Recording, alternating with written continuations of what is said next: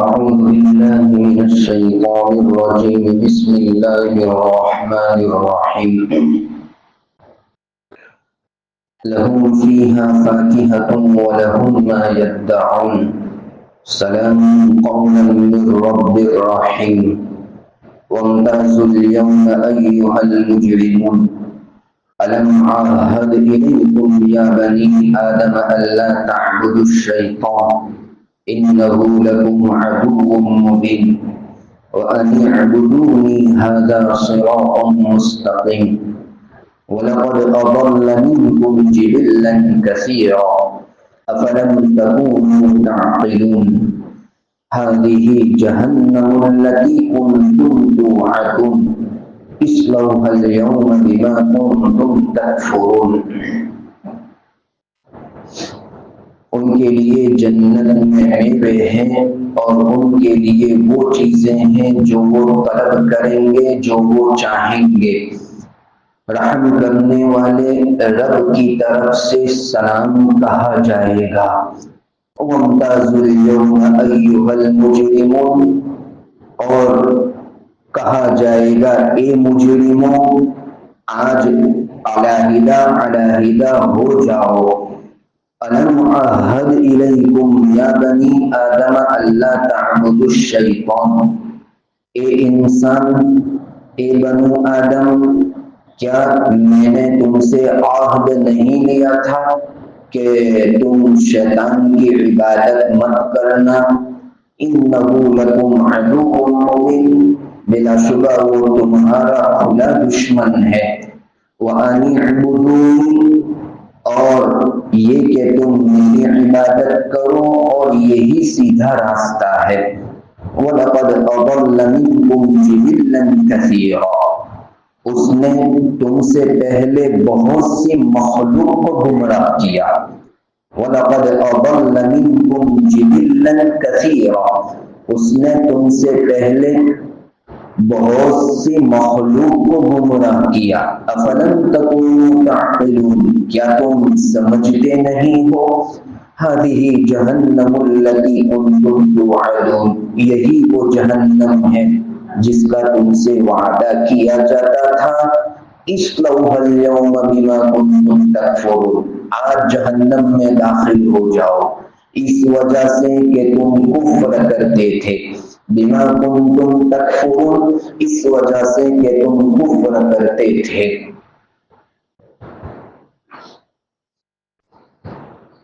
کل کی مجلس میں جنت والوں کو جو نعمتیں اللہ رب العزت کی طرف سے دی جائے گی، ان نعمتوں کا مختصراً ذکر ہوا۔ یہ جو آیت پڑھی گئی، اس میں بھی اللہ رب العزت جنت کی ایک نعمت کا تذکرہ کرتے ہیں کہ ان کے لیے مختلف قسم کے پھل ہوں گے، اور پھر ان تمام نعمتوں کو گنوانے کے علاوہ صرف ایک جملہ کہہ دیا، وَلَهُم مَّا يَدَّعُونَ، ان کے لیے وہ چیزیں ہوگی جو وہ طلب کریں گے۔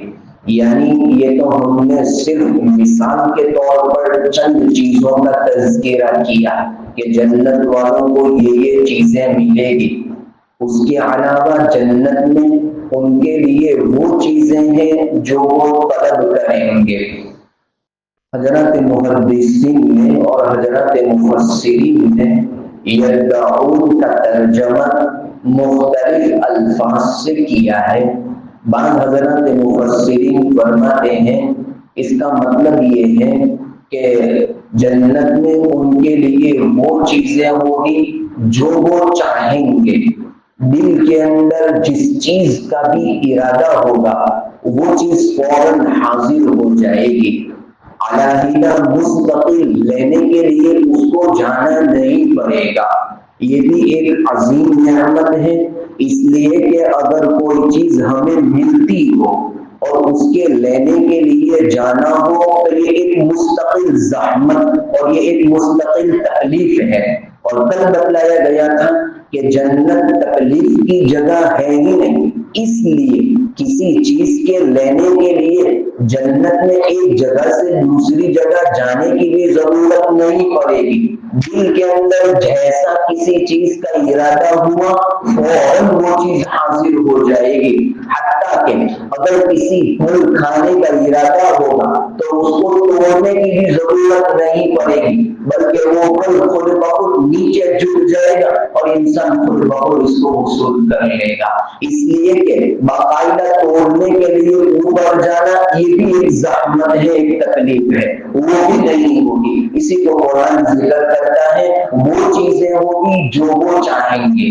ایک تفصیل تو یہ ذکر کی ہے اور ایک تفصیل وہ ذکر کی جس کا میں نے ترجمہ کیا کہ ان کے لیے وہ چیزیں ہوگی جو وہ طلب کریں گے.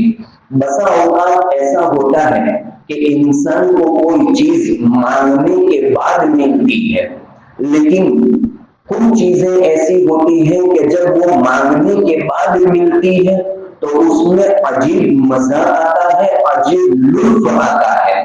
بغیر مانگے ملے اس میں بھی لطف ہوتا ہے، اس میں بھی مزہ آتا ہے. لیکن کچھ چیزیں ایسی ہوتی ہیں کہ اگر وہ طلب کی جائے، مانگی جائے تو مانگنے کے بعد اس کے اندر مزہ آتا ہے. چنانچہ روایتوں کے اندر آتا ہے کہ جب اللہ رب العزت کی طرف سے ہر نعمت مل جائے گی اور تمام نعمتیں مل جائے گی تو روایتوں کے اندر آتا ہے اللہ رب العزت کی طرف سے ارشاد ہوگا کہ کیا تم اور بھی کچھ چیزیں چاہتے ہو. اللہ رب العزت کی طرف سے ارشاد ہوگا کیا تم کچھ اور چیزیں بھی چاہتے ہو. اس موقع پر جنت والے کہیں گے کہ اللہ آپ نے تو ہمیں ہر چیز عطا فرمائی، کسی چیز کی کوئی کمی ہے ہی نہیں. پھر اس کے بعد اللہ فرمائیں گے دیکھو اور بھی کوئی چیز ہے. تو اس موقع پر لوگ ایک دوسرے سے پوچھیں گے کہ کون سی چیز ہے. چنانچہ اس موقع پر علماء کو تلاش کرنے کے لیے لوگ نکلیں گے. حضرت مفسرین نے ذکر کیا ہے کہ جس طرح دنیا میں رہتے ہوئے علماء کی ضرورت پڑتی ہے، آخرت میں بھی جنت میں جانے کے بعد بھی علماء کی ضرورت پڑے گی. چنانچہ جب اللہ کی طرف سے یہ بات پوچھی جائے گی کہ تمہیں اور چیز چاہیے تو لوگوں کو معلوم نہیں ہوگا کہ کون سی چیز اللہ فرما رہے ہیں. چنانچہ علماء کو تلاش کریں گے. جب علماء کے پاس جائیں گے اور پوچھیں گے کہ اللہ کون سی چیز ابھی لینا چاہتے ہیں تو اس موقع پر علماء جنت والوں سے کہیں گے اللہ سے کہو کہ ہم آپ کا دیدار کرنا چاہتے ہیں. چنانچہ اللہ رب العزت سے درخواست ہوگی تو پھر اللہ رب العزت اپنا دیدار کروائیں گے. اسی کو قرآن نے ذکر کیا ہے لَهُمْ مَا يَشَاءُونَ فِيهَا وَلَدَيْنَا مَزِيدٌ. ان کے لیے وہ چیزیں ہیں جو وہ چاہیں گے وَلَدَيْنَا مَزِيدٌ، اور ہمارے پاس اور بھی کچھ زیادہ ہے. حضرت مفسرین نے وَلَدَيْنَا مَزِيدٌ کی تفسیر میں یہی اللہ کے دیدار کو نقل کیا ہے کہ جب اللہ کے دیدار یہ سب سے بڑی چیز ہوگی. اور علماء یہی کہیں گے کہ سب سے بڑی چیز جنت کی نعمت ابھی اللہ کا دیدار موجود ہے، تم اللہ سے اس کا دیدار چاہو. چنانچہ اللہ رب العزت سے درخواست کی جائے گی. چنانچہ حضرت جابر بن عبداللہ رضی اللہ تعالیٰ عنہ کی روایت ہے نبی اکرم صلی اللہ علیہ وسلم فرماتے ہیں کہ جب جنتی نعمتوں کے اندر مشغول ہوں گے، لطف اٹھا رہے ہوں گے تو اچانک ایک نور ظاہر ہوگا اور جیسے ہی نور ظاہر ہوگا لوگ اپنا چہرہ اوپر کو اٹھائیں گے تو اللہ رب العزت کا دیدار ہوگا. اس موقع پر اللہ رب العزت فرمائیں گے نبی اکرم صلی اللہ علیہ وسلم فرماتے ہیں تو اس موقع پر اللہ فرمائیں گے سلام یا اہل الجنہ، اے جنت والو تم کو سلام، تمہارے اوپر سلامتی. اور फिर नबी अकरम सल्लल्लाहु अलैहि वसल्लम ने फरमाया यही मतलब है सलामुल कौलन मिर रब्बिर रहीम, रब्बुर रहीम की तरफ से सलाम कहा जाएगा। जब इस तरह नजर उठाकर देखेंगे अल्लाह रब्बुल इज्जत की तरफ देखेंगे, अल्लाह रब्बुल इज्जत जन्नत वालों की तरफ देखेंगे, उसके बाद किसी नेमत की तरफ किसी को देखने की जरूरत ही नहीं पड़ेगी। अरे अल्लाह के दीदार के अंदर इतना लुत्फ आएगा, इतना लुत्फ आएगा कि जन्नत की दूसरी नेमतें उसके सामने हेज मालूम होगी। ये दीदार होता होगा और अचानक फिर पर्दा पड़ जाएगा और उसके बाद अल्लाह के नूर और उनकी बरकत दिल के अंदर समा जाएगी। यही कुरान जिक्र करता है उनके लिए वो चीजें होगी जो वो तलब जाएंगे। सलामुल कौलन मिर रब्बिर रहीम, रब्बुर रहीम की तरफ से सलाम कहा जाएगा। और जब सलामती अल्लाह रब्बुल इज्जत की तरफ से दे दी जाएगी तो जाहिर बात है किसी किस्म की कोई परेशानी और कोई मुसीबत आने का सवाल ही पैदा नहीं होगा। अल्लाह रब्बुल इज्जत हम तमाम को जन्नत की नेमतों से मालामाल फरमाए।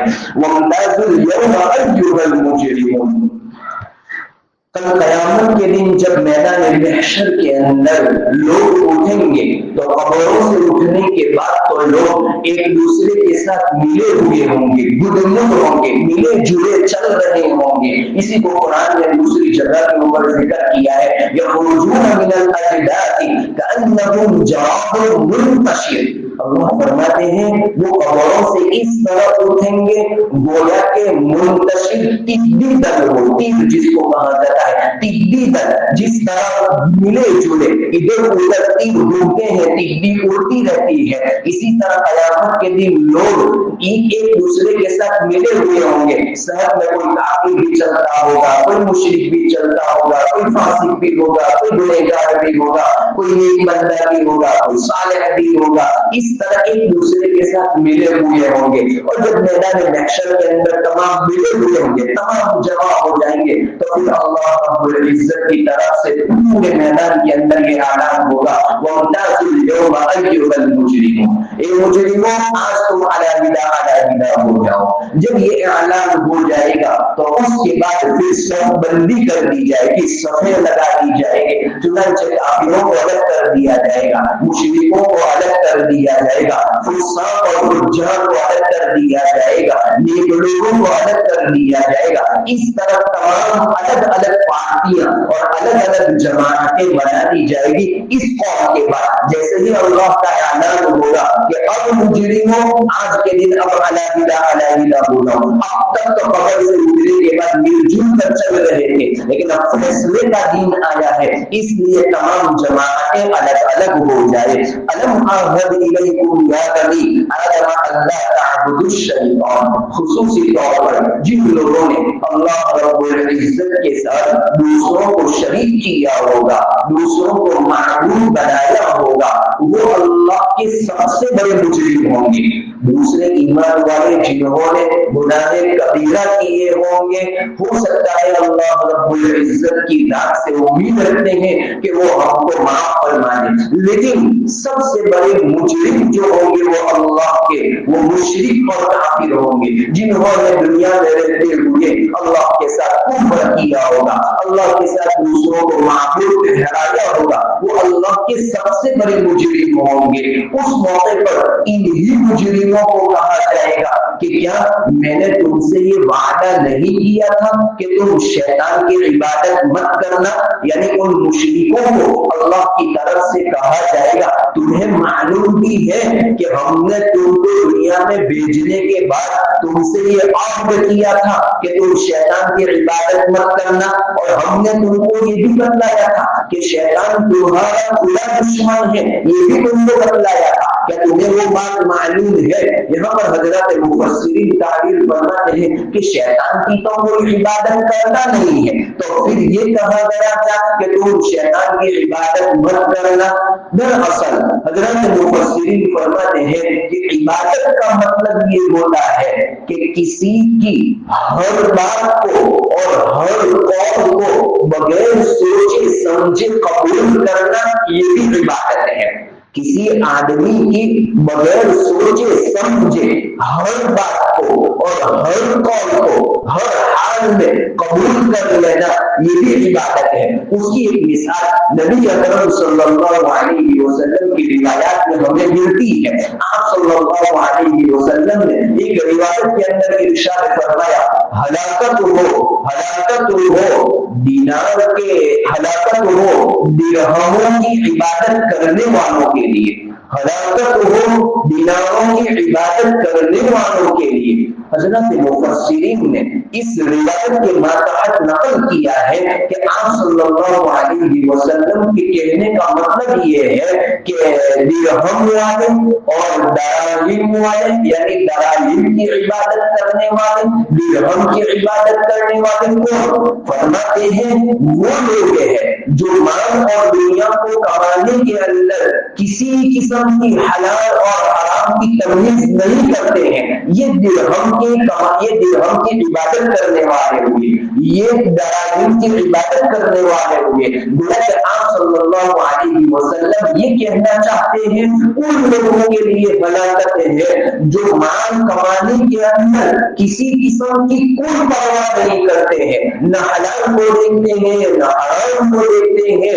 یہ ہوئے درہم اور دینار کی عبادت کرنے والے. یہاں پر شیطان کی تو کوئی عبادت نہیں کرتا ہے, لیکن شیطان کی ہر بات کو قبول کرنا, شیطان کے ہر قول کو قبول کرنا, یہ ہوا شیطان کی عبادت کرنا. اور قرآن اسی کو کہہ رہا ہے کہ کیا ہم نے تم سے یہ عہد نہیں کیا تھا کہ تم شیطان کی عبادت مت کرنا, یعنی شیطان کی ہر بات کو قبول مت کرنا. ہم نے تم سے یہ وعدہ کیا تھا اور ہم نے یہ بھی کہا تھا کہ شیطان تمہارا کھلا دشمن ہے, اس کے باوجود تم نے شیطان کی عبادت کی, شیطان کا کہا مانا. اس لیے آج تم مجرموں کو علیحدہ کیا جا رہا ہے. اور ہم نے تم کو دنیا میں یہ بھی وعدہ کیا تھا کہ تم میری ہی عبادت کرنا اور یہی سیدھا راستہ ہے. ہم نے یہ بھی کہا تھا انبیاء کرام علیہ الصلوۃ والتسلیم کی ایک لمبی جماعت کو بھیجا اور لمبی جماعت بھیجنے کے بعد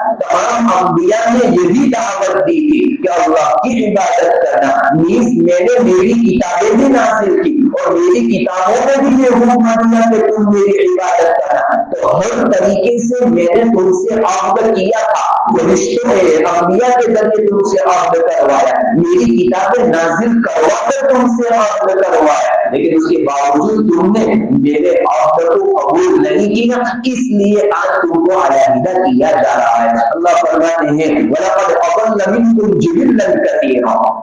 ان کفار مکہ سے کہو کہ ان شیطان کی عبادت نہ کرے, ان شیطان کا کہا نہ مانے, اس لیے کہ اس شیطان نے تو ان سے پہلے بہت ساری قوموں کو گمراہ کر دیا ہے. قرآن نے یہ آیت نازل کرتے ہوئے کفار مکہ کو خصوصی طور پر تنبیہ کی ہے کہ شیطان نے تو ان سے پہلے بڑی بڑی قوموں کو گمراہ کر دیا ہے. قوم لوط کو ہلاک کیا, قوم عاد کو ہلاک کیا, قوم ثمود کو ہلاک کیا اور اصحاب ایوب کو ہلاک کیا, قوم نوح کو ہلاک کیا.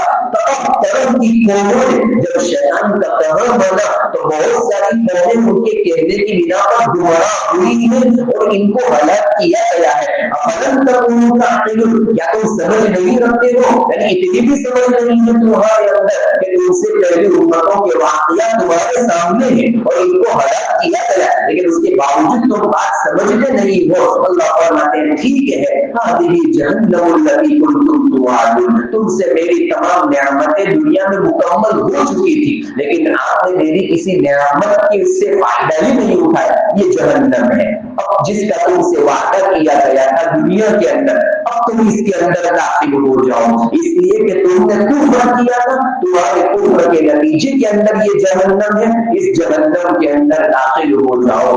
جہنم کی آگ کا تذکرہ دوسری جگہ کے اوپر قسم قسم سے کیا گیا ہے. روایت کے اندر آتا ہے نبی اکرم صلی اللہ علیہ وسلم فرماتے ہیں جہنم کی آگ کو جب پیدا کیا گیا تو 1000 سال تک اس کو دہکایا گیا, بھڑکایا گیا, جس کی بنا پر وہ سفید ہو گئے اور پھر اس کے بعد 1000 سال تک اس کو اور پھر دہکایا گیا, بھڑکایا گیا تو وہ سرخ ہو گئی، اور اس کے بعد پھر 1000 سال تک اس کو اور بھڑکایا گیا اور بھڑکایا گیا، تو اس کے بعد وہ کالی ہو گئی، اور وہ کالی ہی ہے، اور رات کی سیاہی کے مانند کالی ہے، اور ایسے آگ کے اندر پھر داخل کیا جائے گا۔ قرآن نے عجیب انداز کے اندر دوسری جگہ کے اوپر اس آگ کا تذکرہ کیا ہے۔ اللہ ہماری حفاظت فرمائے۔ اسی کو قرآن کہہ رہا ہے اب تم نے جس نعمت ہم نے دی تھی اس نعمت کی قدر نہیں کی، کفر کیا، اور اس کے نتیجے کے اندر اب آج تم اس جہنم کے اندر داخل ہو جاؤ۔ جب جہنم کا فیصلہ سنا دیا جائے گا، ان کافروں کو اور ان مشرکوں کو جہنم کا جب فیصلہ سنا دیا جائے گا تو پھر وہ کچھ اللہ رب العزت سے اپنے اعداد پیش کریں گے، کچھ عذر کریں گے، کچھ بہانے بنائیں گے، ان بہانوں کا تذکرہ اللہ نے نیچے والے آیات کے اندر کیا ہے اور اس کا پھر جواب دیا ہے۔ انشاءاللہ ان مجلس میں اس کو ذکر